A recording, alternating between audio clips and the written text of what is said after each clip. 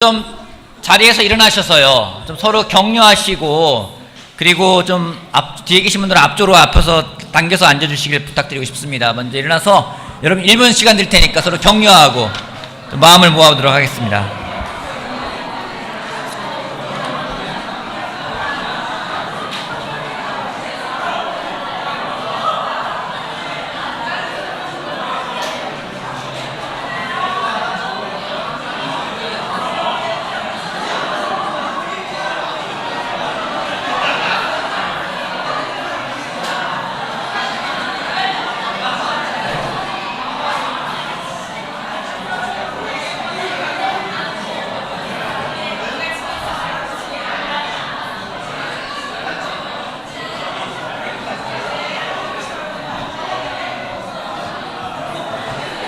자, 자리로 와서 앉아주시고요. 자, 뒤에 계신 분들은 앞쪽으로 와서 앉아주세요.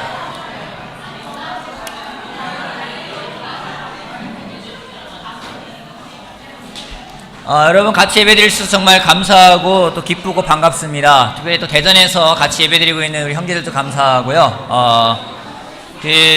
지금 또 우리 노재환 형제는 지금 대전에서 같이 예배를 드리고 있는 걸로 알고 있는데 가서 또 많이 격려할까 생각하고, 지난주에 저희 가족들이 부산에 잘 다녀왔습니다. 좀 이게 울리는데 조금만 조정해 주실래요? 예.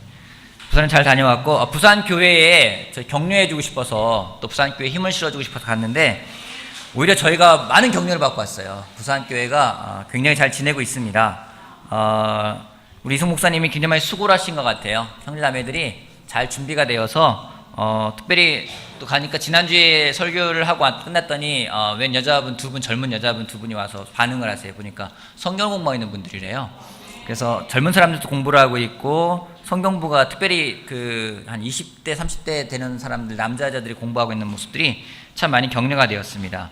그래서 짧은 시간, 1박 2일 짧은 시간이었지만은 정말 그곳에서 하나님이 또 일을 하고 계시는 것을 느낄 수 있는 놀라운 시간이어서 감사했습니다. 또 지난주에는 우리 광무선 형제가 말씀을 전해주셨죠. 그래서 광무선 형제만이 할 수 있는 설교였다는 생각이 들었어요. 그래서 정말 또 너무 좋았고, 사람들이 반응해줘서 감사하고, 제가 가장 격려되는 거는 그런 모습입니다. 형제들이 앞에서 하나님 말씀을 전하는 모습이 가장 격려가 됩니다. 특별히 이 자리에서 우리 일산에 있는 형제들이 앞에 나와서 하나님 말씀을 전하며 또 점점 더 하나님께 다가가는 그런 모습들이 많이 보여지기를 바라겠습니다. 교회가 성숙해지고 있다고 생각이 듭니다. 개인적으로 감사하고, 앞으로 더 많은 형제들이 앞에서 하나님 말씀을 힘차게 전할 수 있는 그런 기회가 더 많이 주어지기를 바랍니다. 어젯밤에는 비가 내렸습니다. 그죠? 오늘 12시, 1시 넘어서부터 비가 내린다고 그러는데, 요즘 정말 실내 안 가는 게 기상청이어서 실내를 하고 좀 하는데, 어젯밤에 비가 내리더라고요. 빗소리 듣는 게 참 기분이 좋았습니다. 그래서 좀 나가서 좀 비 내리는 것도 보고 듣는 시간도 가졌는데, 그런 생각이 들었습니다. 사람이 아무리 많은 걸 할 수 있다 하더라도 결국 하나님이 주시지 않으면 받을 것이 없구나 생각이 들었습니다. 좀 오늘부터 내일까지 비가 내린다고 하는데 정말 흡족하게 메말랐던 대지가 촉촉이 젖을 수 있게끔 하나님께서 비를 내려주시기를 또한 기도해 봅니다. 비로 인해서 메말랐던 땅들이 좀 다시 한번 메워지고, 또 갈라졌던 땅들이 촉촉하게 젖어서 좀 부드러운 땅이 되었으면 좋겠다는 생각이 들고, 특별히 오늘 말씀이 우리들 마음속에 그런 비가 되길 바라요. 그래서 우리 마음속에 정말 촉촉하게 하나님 말씀으로 촉촉하게 부드럽게, 그래서 어떤 씨앗이 뿌려지더라도 정말 30배, 60배, 100배의 결실을 맺을 수 있는 그런 마음이 되길 바랍니다. 우리 기도하고 말씀 같이 보겠습니다.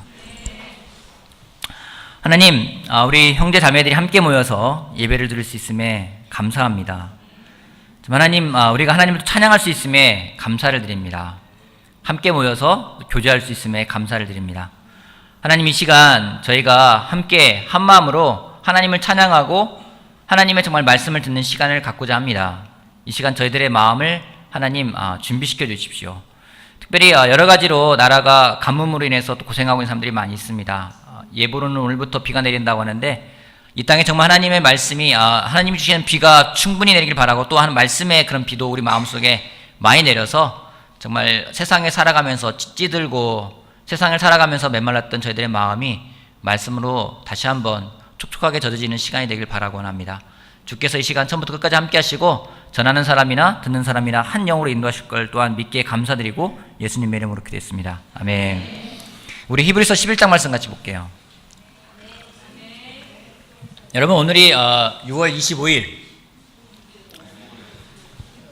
저 어릴 때는 6.25 사변이라고 했는데 요즘은 6.25 전쟁이라고 하죠.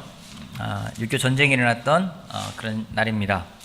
그러면서 올해 6월이 지나가면은 올해 절반이 지나갑니다.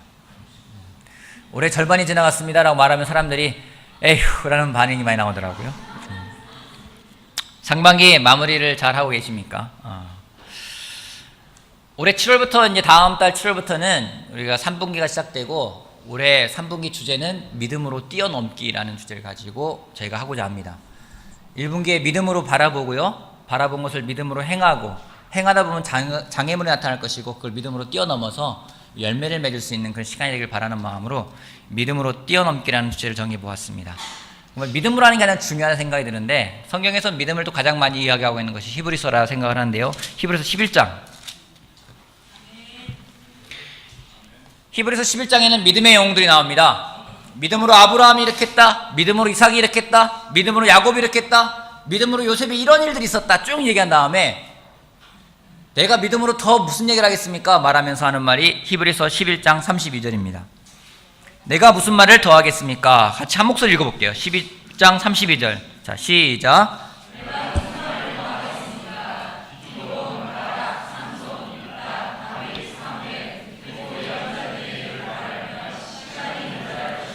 그죠? 기드온, 바락, 삼손, 입다, 다윗, 사무엘 그 밖에 그리고 예언자들의 일을 말하려면 시간이 모자랄 거라고 이야기를 하면서 믿음으로 살아간 사람들이 누군지에 대해서 쭉 열거하고 있습니다.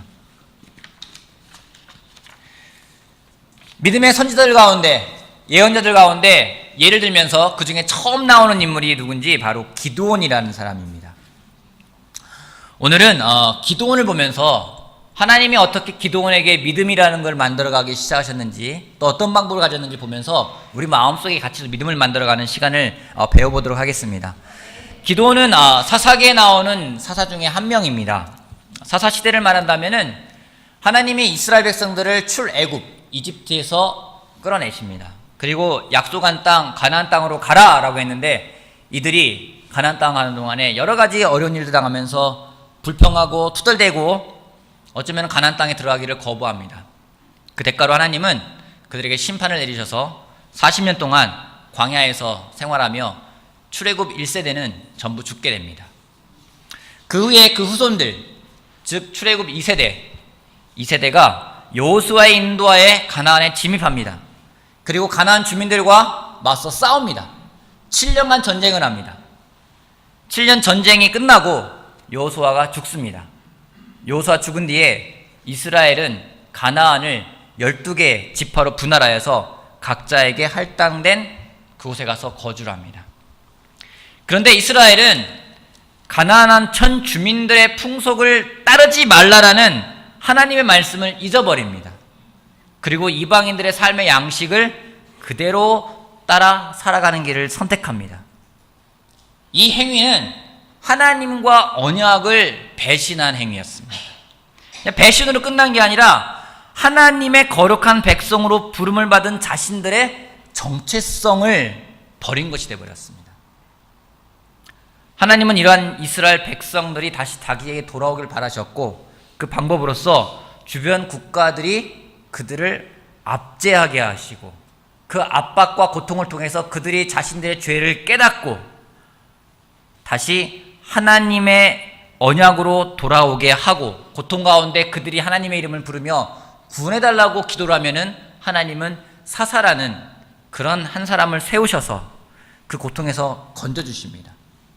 근데 다시 고통이 없어지면 다시 예전으로 돌아가 버립니다. 하나님을 다시 잊어버리고 이방인들의 삶을 따라가고 그 결과 다시 압제를 받게 되고 하나님을 찾고 사사를 세워서 다시 구원받고 이 일들이 반복돼요. 사사기는 그런 패턴이 반복됩니다. 하나님 이스라엘이 범죄하고 하나님의 심판을 받고 회개하고 사사의 등장과 구원이 이루어지고 다시 망각하고 범죄하고 이 패턴이 반복되는데 이게 몇 년간 계속되는지 아십니까? 이게 350년간 됩니다. 이 혼돈의 시기를 사사시대라고 부릅니다. 오늘 볼 인물은 이러한 믿음을 잃고 살아가는 이스라엘 백성들에게 하나님이 믿음이 무엇인지를, 하나님이 어떻게 일하시는지를 알려준 그 믿음의 영웅 사사, 그 가운데 한 명인 기드온을 보고자 합니다. 기드온을 통해서 하나님이 우리 가운데 어떻게 마음을 만들어가는지를, 믿음을 만들어가는지를 배우는 시간이 되길 바라겠습니다. 지난 6월에 사사기를 공부하면서 참 기드온이라는 인물이 제 마음속에 굉장히 많이 남았습니다. 하나님이 어떻게 기드온을 들어서 믿음의 영웅으로 만들었는가를 보면서 참 하나님의 이 가운데 주시는 메시지가 무엇일까 많이 고민하고 많이 기도하면서 좀 하나님이 저에게 주신 정말 기도를 통해서 어떻게 믿음을 만들어 하시는지를 같이 배우는 시간을 통해서 우리 믿음을 더 키우는 시간 되길 바라겠습니다. 아멘. 사사기 6장 보겠습니다. 사사기 6장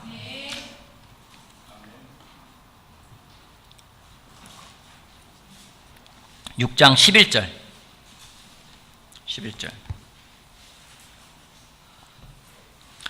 같이 한번 읽어볼게요. 사사기 6장 11절 주님의 천사가, 자 시작.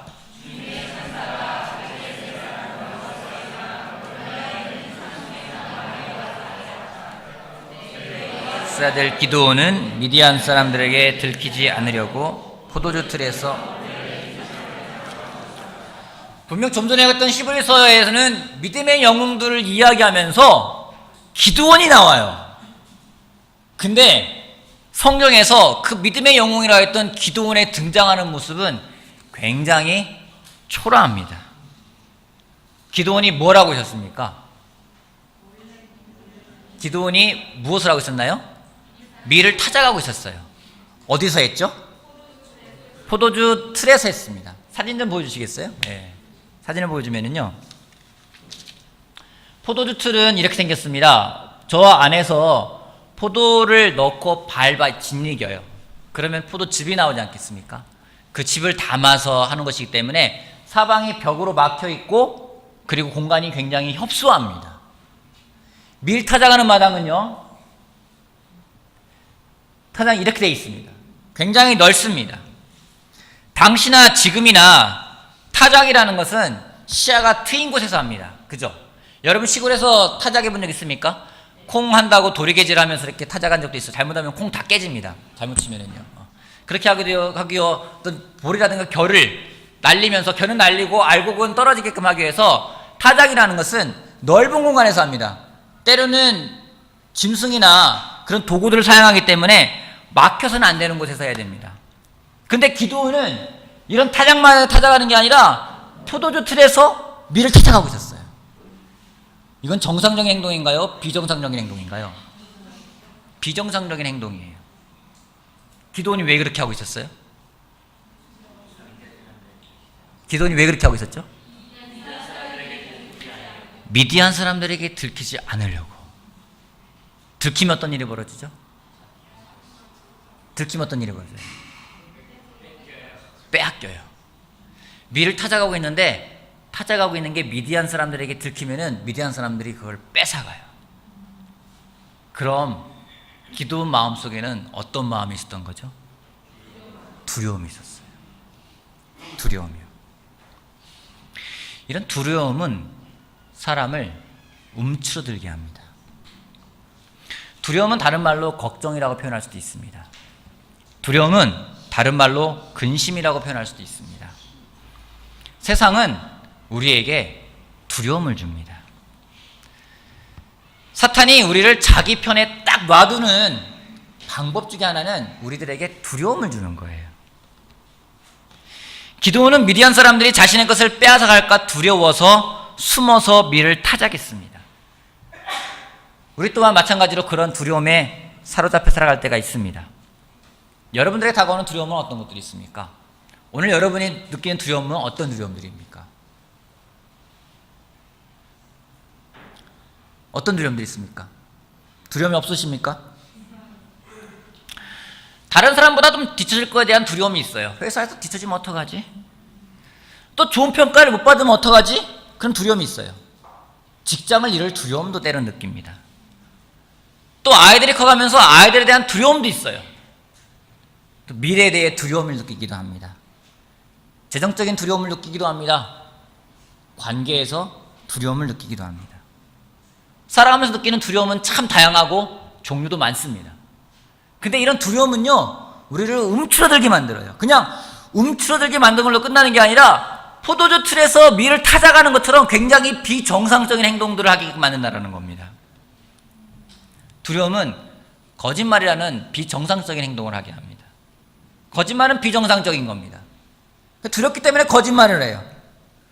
때로는 나 혼자 따돌릴 것 같은, 당할 것 같은 그런 두려움 때문에 같이 어울려야 하고, 그래서 때로는 원치 않는다고 하는데 원하는 것처럼 술에 취하기도 하고요, 음란함에 빠지기도 하고요, 세상과 타협하는 비정상적인 행동을 하게 됩니다. 결국 두려움이라는 것은 죄를 만들어내게 되면서 자꾸 사탄이 자기를 떠나지 못하게끔 우리에게 두려움을 줍니다. 오늘 여러분은 어떻습니까? 기드온은 두려움에 빠졌었어요. 미디안 사람들이 자기 밀을 뺏어갈까봐, 뺏어가면 자기가 먹을 것이 없을까봐 기드온은 두려움 속에서 포도주 틀에서 밀을 타작하고 있었습니다. 근데 이런 기드온을 하나님이 부르십니다. 11절 말씀 볼게요. 12절 말씀이요. 주님의 천사가 그에게 나타나서 힘센 장사야, 주님께서 너와 함께 계신다 하고 말하였다. 여러분, 하나님이 천사가 기드온을 부를 때 힘센 장사야 이렇게 불렀을까요? 어떻게 불렀을까요? 우리 가운데 힘센 사람 누가 있습니까? 누가 좀 힘이 센가요? 전유범 형제. 전유범 힘이 센 것 같아요. 그죠? 그러면 우리 우리 희락 형제가 한번 전유범 형제한테 힘센 장사야 한번 불러봐요. 어떻게 부를까요? 힘센 장사야. 그래요? 힘세게 느껴져요? 여러분, 어쩌면 미디안 사람 때문에 두려움 빠져가지고 살아가고 있는 그 기드온에게 하나님이 하신 말씀은 뭐냐면 힘센 용사여, 힘센 장사여라고 불렀어요. 하나님은 왜 기드온을 힘센 용사라고 불렀을까요? 힘세 보여요, 여러분? 기드온이? 하나님이 기드온을 격려하고 싶어가지고 하나님 마음에도 없는 말을 하신 걸까요?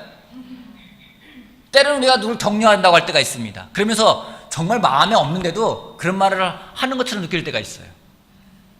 그렇지 않습니까? 하나님이 기드온이 막 힘이 없고 두려워 떨고 있으니까 저거 어떻게 용기를 줘야 될 텐데 하면서 그래, 힘센 장사야. 마음에 없는 정말 립서비스, 애드립, 그런 걸 했을까요? 하나님은 정말 기드온을 힘센 용사로 보셨습니다. 빈말한 게 아니라는 거죠. 여기서 한 가지 배우는 두려움을 이기고 믿음을 가져가는 방법은 무엇인가? 하나님의 눈으로 나를 바라보는 겁니다. 믿음의 시작은 관점의 변화라고 시작을 합니다.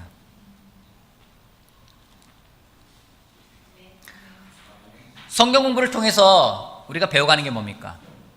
하나님의 관점이에요. 내가 나를 바라보던 관점을 하나님의 관점으로 돌리는 겁니다. 그러다 보니까 하나님이 나를 바라보는 관점으로 나를 보기 때문에 내가 누군지를 정확하게 볼 수가 있습니다. 하나님의 눈으로 나를 볼 때 진정한 나를 볼 수가 있습니다. 하나님이 기드온을 볼 때 힘센 용사야, 힘센 장사야라고 부르는 것은 하나님이 그냥 빈말한 게 아니라는 거예요. 정말로 하나님은 기드온을 그렇게 여기셨습니다. 하나님은 마찬가지로 우리들을 그렇게 보고 계세요. 내가 어떤 사람이라고, 내가 뭐라고, 아니에요. 하나님은요, 기드온을 봤던 것과 똑같이 두려움에 떨고 있는 우리들에게 너는 두려움에 떠는 사람이 아니야, 너는 힘센 용사야 라고 보는 거예요. 근데 문제는 뭡니까? 우리가 우리의 관점으로 나를 본다는 거예요. 기드온은 철저하게 자신의 관점이 아니라 하나님의 관점이 아니라 자신의 관점으로 자기를 바라보았습니다. 자기를 뭐라고 생각했습니까? 15절 말씀 보도록 할게요. 기드온이 주님께 아뢰었다. 감히 엽줍습니다만 내가 어떻게 이스라엘을 구할 수 있겠습니까? 보시는 바와 같이 나의 가문은 므낫세 지파 가운데서도 가장 약하고 또 나는 아버지의 집에서도 가장 어린 사람입니다. 이게 기드온이 자기 자신을 보고 있는 스스로에 대한 정체성이었어요. 우리 집안은 별 볼 일 없는 집안이야. 우리 아버지 별 볼 일 없는 아버지야. 그건데 난 더 별 볼 일도 없어. 이게 기드온이 자기를 보고 있는 정체성이었었어요. 요즘 말로 말하면요, 자존감이 정말 낮은 사람이에요.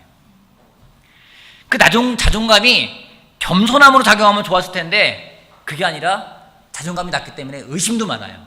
나중에 보겠지만은 뭐 양털 갖고서는 이렇게 해주세요, 저렇게 해주세요. 정말 믿으면 이렇게 한번 해보세요, 저렇게 해보세요. 하나님을 계속 시험해요, 의심해요. 그리고 지나치게 신중해져 버렸습니다. 실제로 기드온이 그런 사람이었을까요? 나중에 바알 제단을 허물게 됩니다. 기드온이. 그때 기드온은 그 집안을 보면요, 그 아버지 제단에 있는 바알 제단이라고 돼 있어요. 그 집안에 바알 제단을 쌓을 정도로 집안이 나쁜 집안이 아니었었어요. 누구랑 한지 아십니까? 기드온 혼자 안 해요. 10명의 하인들을 시켜서 해버려요. 하인들 10명을 데리고 있는 정도면요, 제일 작은 자예요? 아니에요. 집안 나쁜 집안도 아니고요, 가장 작은 자도 아니에요. 근데 자기 자신을 뭐라고 하냐면은 우리 므낫세 지파 제일 작고, 우리 아버지 별로 볼 일 없고, 집안 별 볼 일 없고, 나 더 별 볼 일 없고. 그게 기드온이었어요. 그래서 그는 세상에 보여주는 그 두려움에 압도되어 살아가는 사람이 되었던 것입니다. 여러분, 우리 자기 자신의 눈으로 나를 보면은요, 둘 중에 하나에 빠져요. 첫 번째 열등감, 두 번째 교만. 둘 중에 하나예요. 여러분, 우리의 눈은요, 왜곡된 시야를 갖고 있습니다. 저도 마찬가지예요. 요즘에 개인적으로 설교에 대해 반응해 주시면 감사한 마음이 더 많습니다. 하나님이 하신다는 생각이 들어서 감사합니다. 근데 하지만 얼마 전까지만 해도요, 저의 눈으로 저를 바라봤어요. 제가 저를 바라보면은 저는 어떻게 보일까요? 모든 게 불만족이에요. 말하는 것도 불만족이고, 설교를 풀어가는 것도 불만족이고, 얘도 불만족이고. 그렇기 때문에 누가 와서 오늘 설교 좋았어요 그러면은요, 저건 나를 격려하려고 하는 말일 거야, 저건 애드립일 거야, 저 립서비스일 거야, 저긴 정말 진심 담겼을까? 제가 정말 받겠다면 저렇게 할까? 많은 생각들이 들어와요. 왜냐하면 내가 하는 생각이기 때문에 내 눈으로 바라보기 때문에 모든 게 불만족스러운 거예요. 내가 주체가 되려기 때문에 두려운 거예요. 왜 두렵습니까? 내가 주인이 되기 때문에 두려운 거예요. 감사함도 없어집니다.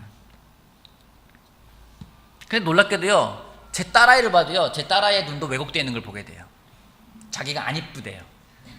자기 눈썹이 하나도 안 이쁘대요. 눈썹이 아빠 닮아가지고 예쁘지가 않대요. 얼마나 예쁜 눈썹인데.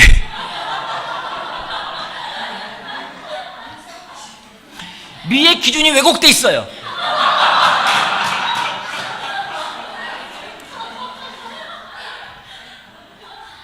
또 아이들이 왜곡되어 있는 게 있어요. 치마의 길이에 대해 왜곡되어 있어요. 제가 볼 때 짧아요. 안 짧대요. 제가 보면 타이트한 것 같아요. 안 타이트하대요. 편하대요. 왜곡되어 있어요.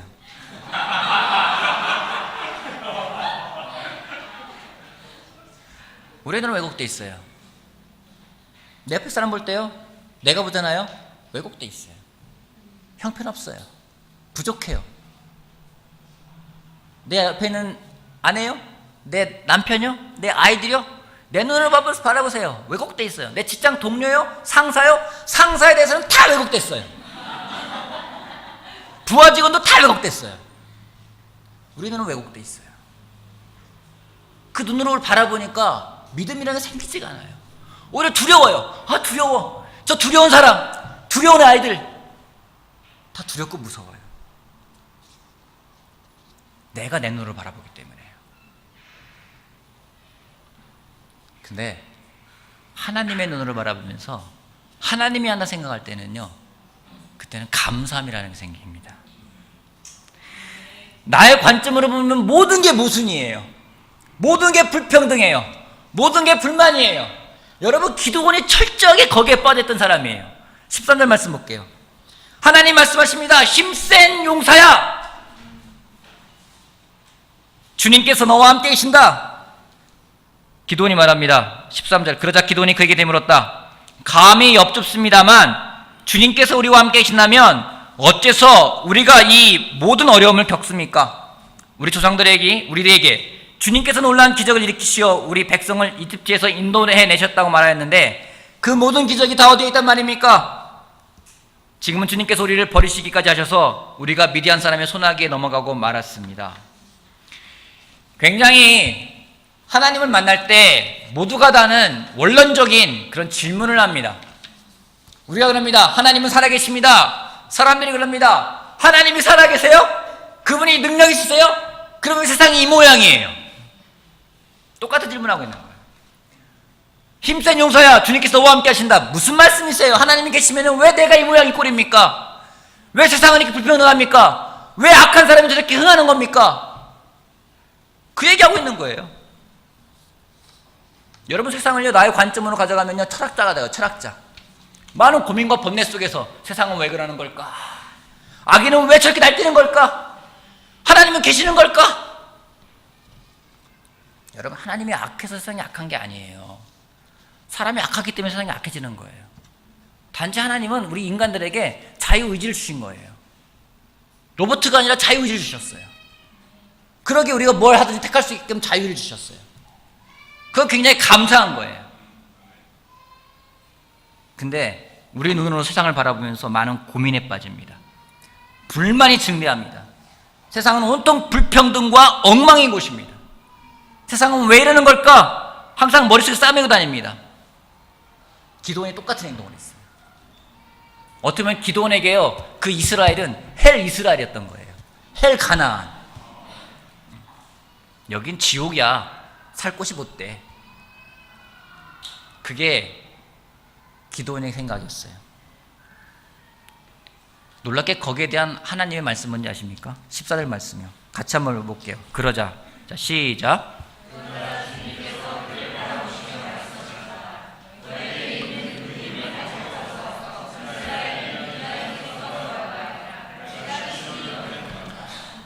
세상이 왜 이 모양입니까? 거기에 대한 하나님의 답은 너는 그러기 때문에 세상을 가서 구해야 돼. 그게 네가 존재하는 이유야. 그 말씀을 하고 계시는 거예요. 기도원에게 세상은 불평등과 불만이 가득한 곳이었습니다. 하지만 하나님의 시각은 가서 구하고 도와야 할 곳이었습니다. 그리고 그 적임자가 기도원이라는 겁니다. 여러분, 나의 관점을 가져가면 모든 것이 불만이고 모든 것이 불평등합니다. 세상은 더 이상 살 곳이 못 돼요. 그런 곳에 살고 있는 자기 자신을 바라보면 비참하고 더 좌절만 됩니다. 근데 하나님의 관점으로 보면요, 그것은 어느 곳보다 우리가 살아야만 되는 곳이라는 것이죠. 비전을 제시합니다. 꿈을 주십니다. 그러기에 가서 미디안 사람들 손에서 이스라엘을 구원하라. 그게 기도원에게 보여주신 하나님의 답이었어요. 하나님의 관점을 가진 사람은요 비전을 갖게 됩니다. 하나님의 관점을 가진 사람은요 꿈을 꾸게 됩니다. 내 눈으로 나를 바라보면요 꿈이라는 게 없어요. 욕심만 생길 뿐입니다. 하나님의 관점으로 보면요 꿈이 생깁니다. 비전이 생깁니다. 믿음이 없던 사람이 진정한 믿음이 무엇인지를 가져가게 됩니다. 오늘 여러분은 누구의 관점으로 바라보고 계십니까? 여러분 자신을 누구의 관점으로 바라보고 계십니까? 여러분의 남편을, 여러분의 아내를, 여러분의 아이를, 여러분의 친구들을 누구의 관점으로 바라보고 계십니까?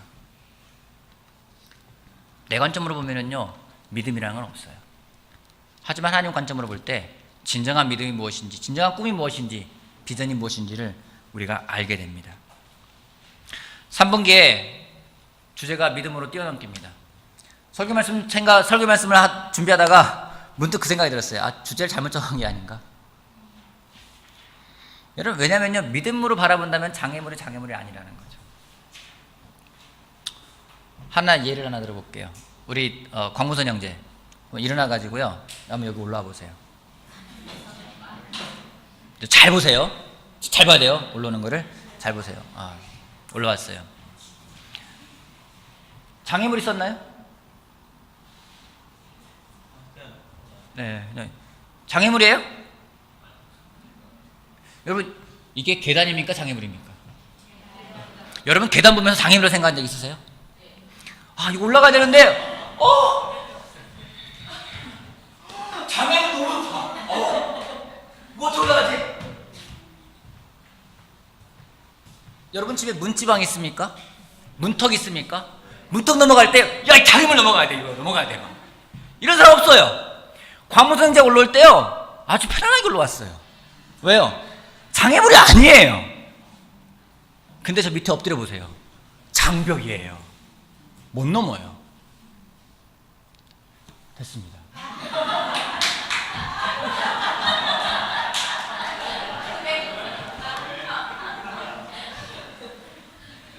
개미가 밑에서 본다면요, 이거는 계단도 아니고 턱도 아니고 이건 장벽이에요. 넘을 수 없는 장벽일 거예요. 아마 그걸 넘기 위해서 아마 우리가 개미라면 열심히 기도할 거예요. 주님, 저 장애물 넘을 수 있게 도와주십시오. 하나님 눈으로 보면은요, 장애물이 아니에요. 단지 조그만 턱일 뿐이에요. 오늘 여러분 어떤 관점을 가지고 계십니까? 여러분 스스로에 대해 어떤 관점을 가지고 계십니까? 여러분 직장에 대해 어떤 관점을 가지고 계십니까? 더 이상 이래서는 안 될 헬 직장입니까? 하나님이 그곳에 보내셨어요. 여러분의 남편에 대해서, 여러분의 아내에 대해서 어떤 관점을 가지고 계십니까? 여러분의 아이에 대해서 어떤 관점을 가지고 계십니까?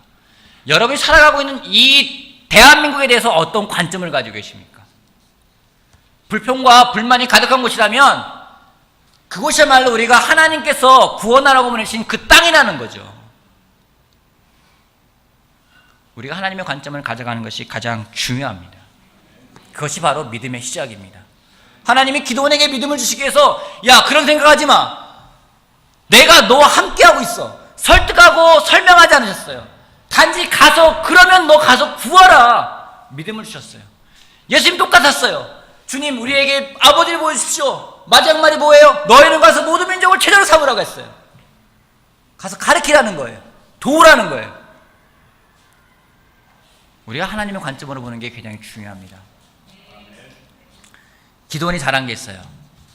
기도원이 잘한 건 자신의 믿음 없음을 솔직하게 인정하고 하나님 함께 능력을 구했다는 겁니다. 오늘 보지 않겠지만 나중에 한번 읽어보십시오. 하나님을 테스트하며 봅시다. 36절. 기도원이 하나님께 아뢰었다. 참으로 주님께서는 말씀하신 대로 나를 시켜서 이스라엘을 구원하시려고 하십니까? 미디안 사람들 맞아서 미디안 사람들 한 13만 5천 명 정도 모였는데 이스라엘 백성들이 3만 2천 명이 모였어요. 싸울 준비가 됐어요. 싸우려고 딱 하는데 기드온이 물어보는, 주님 정말 저를 통해서 싸우려고 하는 겁니까? 또 흔들려요. 37절. 그러시다면 내가 양털 한 뭉치를 타작마당에 놓아두겠습니다. 이슬이 양털 뭉치에만 내리고 다른 땅은 모두 말라있으면 주님께서 말씀하신 대로 저를 시켜 이스라엘을 구하시려는 것으로 알겠습니다. 그러자 정말 그렇게 되었다. 기드온이 다음날 아침에 일찍 일어나서 양털 뭉치를 쥐어짜 보니 양털 뭉치에서 내린 이슬이 쏟아져 그릇에 물이 가득 찼다. 놀란 일이 벌어졌습니다. 근데 39절. 기드온이 또 하나님께 주었다. 주님, 저에게 노하지 마십시오. 노할 짓 해놓고 노하지 말래요. 제가 한 번 더 말씀드리고자 합니다. 양털 뭉치로 한 번만 더 시험하여 보게 하여 주십시오. 이번에는 양털은 마르고 사방의 모든 땅에는 이슬을 내리게 하여 주십시오. 그날 밤에 하나님은 그대로 하여 주셨다. 양털은 말라 있었고 사방의 모든 땅만 이슬로 젖어 있었던 것이다. 기도원이 잘한 거는 자기 믿음 없음 인정하고 하나님께 믿음을 구했다는 겁니다. 격려가 되는 건 그러한 기도원의 태도에 하나님은 짜증내거나 노여하지 않으셨다는 거예요. 그래? 그렇게 해줄게. 반대로 하나님 반대 한 번 더 합시다. 그래? 그렇게 해줄게. 하나님 정말 당신이거든 제단에서 불을 살라서 음식을 태우십시오. 그래? 그렇게 해줄게. 하나님이 다 해주셨어요.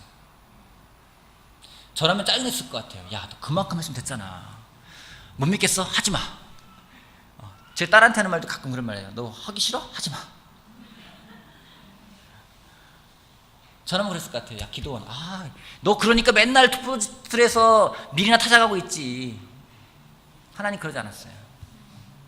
그래? 그렇게 해줄게. 그래, 그렇게 해줄게. 기도원이 잘한 건요, 기도원이 기도했다는 거예요. 하나님.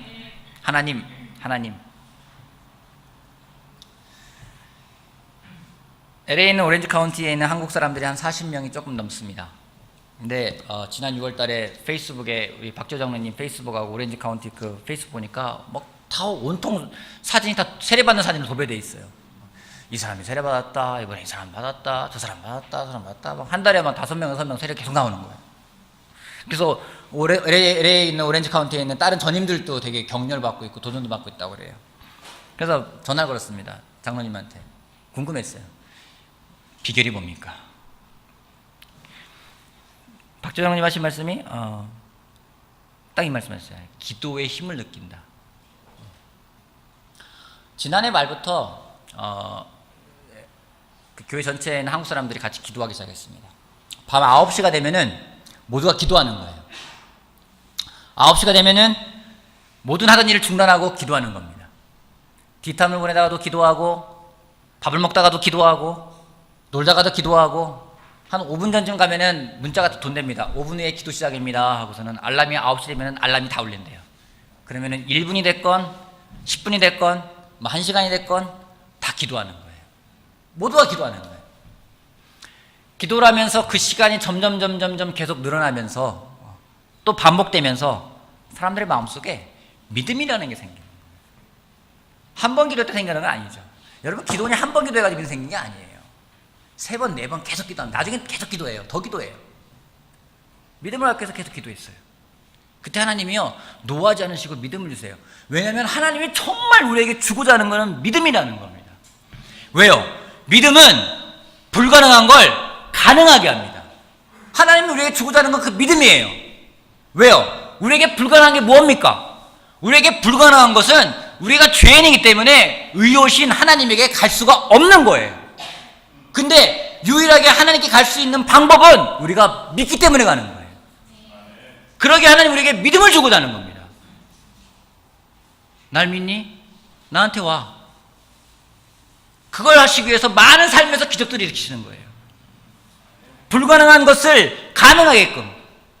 그렇기 때문에 우리가 죄인이기 때문에 갈 수가 없는데 갈 수 있게끔 하나님이 주고자 하는 게 그거예요. 그러기 위해서는 우리가 기도하는 게 중요하다는 겁니다. 하나님께 기도해야 됩니다. 감사하게도 우리가 각 분기가 시작될 때 일주일 동안 교회 전체가 같이 기도하며 금식을 합니다. 뭐 여러 가지 금식을 합니다. 또 때가 왔습니다. 감사하게도. 여러분 다음 주에 제가 다시 기도 제목을 다시 모을 겁니다. 이번에 부탁드리기는 여러분들이 정말 믿음을 갖기 위해서 기도할 수 있는 것들이 무엇인지를 생각해 보길 바랍니다. 그리고 금식하며 기도하시길 바랍니다. 그때 하나님 우리에게 주시는 믿음은 참으로 놀라운 일들을 해낼 거라 저는 믿습니다. 제가 지난주에 무엇인가 제 삶에서부터 더 바로잡아야 될 것이 있는 것 같아서 기도하며 곰곰이 생각을 해봤습니다. 그럼 한 가지 결정을 했어요. 내가 인터넷을 하지 않겠다. 카톡하고 밴드는 어쩔 수 없이 봐야 될 것 같아요. 어쩔 수 없이 보지만 그거 이외에 인터넷으로 이렇게 뭐 뉴스를 보거나 또 스포츠를 들어가서 뭐 동영상을 또 보거나 야구를 또 좋아하잖아요. 야구를 보거나 그런 시간이 있는데 너무 시간이 많은 거예요. 그 시간이 많이 허비되는 생각이 들고 한 번 들어가면 빠져나오기가 힘들어요. 막 들어가고 이 기사도 궁금하고 또 그 기사를 본 사람이 또 본 것도 궁금하고 그 사람이 또 궁금하고 솔직히 연예인들 기사도 보면서 그 사람은 나를 알지도 못하는 점만 관심 갖는 거예요. 저를 알지도 못하잖아요. 제가 관심을 갖고 있는데. 그래서 이게 무슨 의미가 있나 싶어서 안 되겠다. 내가 이 모든 것들을 금해야 되겠다. 뉴스 안 본다고 죽는 거 아니거든요. 정말 뉴스는 나중에 다 알게 됐잖아요. 그죠? 그래서 이거는 금해야 되겠다 싶어서 지난주부터 어제부터 아내랑 이야기했습니다. 내가 인터넷 특별히 뭐 그걸로 어떤 뭐 야구 동영상을 보거나 아니면 그걸 통해서 어떤 스포츠 기사를 읽거나 어떤 그런 부분들에 대해서 내가 금하겠다. 우리 아내가 짱 이래요. 한 형제한테 나눴어요. 형제가 잘하셨습니다. 제 핸드폰에도 게임 앱이 있었거든요. 가끔 심심한 앱 지웠어요. 다 지웠어요. 달해봐야 2개밖에 없어. 하지도 않는 게임이지만 지워버렸어요. 욕받지 않기 위해서. 하나님이 저를 통해서 하기를 원하는 게 있어요. 저에게 정말 하나님의 믿음을 갖고 비전을 갖고 가기를 원해요. 요즘에 때로는 가끔 보면은 상방이 지나가면서 제 마음속에서부터 뭔가 이게 아닌데 뭔가가 좀 아닌데라는 생각이 들 때가 있었어요. 그게 뭔지 다시 믿음을 가져가야 된다는 생각이 들었습니다. 다시 하나님의 관점으로 해요. 세상이 너무나 많은 걸 보여줘요. 세상이 정말로 많은 걸 보여줍니다. 이게 미디어가 발달되면서 정말 보지 않아도 되는 것까지 다 보여줘요. 그걸 볼 때마다 느끼는 건 뭔지 내 마음속에 불만이 생겨요. 세상 돌아가는 거 보면 불만만 생겨요. 불평만 생겨요. 두려움만 생겨요. 어려움만 생겨요. 여러분, 그것들이 아니라 하나님이 보여주는 관점으로 세상을 바라보고 싶습니다. 하나님이 보여주는 관점으로 내 주변 사람과 나를 바라보고 싶습니다. 그때 진정한 믿음이 생기기 때문에요. 그러기 위해서 하나님께 더 다가가야 됩니다. 하나님께 구해야 합니다. 하나님께 기도해야 됩니다. 믿습니다. 그때 하나님이 우리에게 진정한 관점으로서 믿음이 무엇인지를 보여줄 겁니다. 그때 우리가 꿈을 꿀 수 있을 겁니다. 그때 우리가 비전을 가져갈 겁니다. 꿈이 없다, 비전이 없다, 여러분 기도하십시오. 하나님의 관점으로 오십시오. 세상이 여러분에게 보여주는 것이 아니라 하나님이 보여주는 걸 바라보는 우리가 된다면 우리는 진정한 비전과 꿈을 가져갈 겁니다. 다시금 믿음으로 우리 앞에 놓여져 있는 장애물이 될지 언덕이 될지 턱이 될지 그 모든 것들을 뛰어넘으며 하나님이 주시는 그 승리를 경험하는 우리 모두가 되길 바라겠습니다. 마치겠습니다.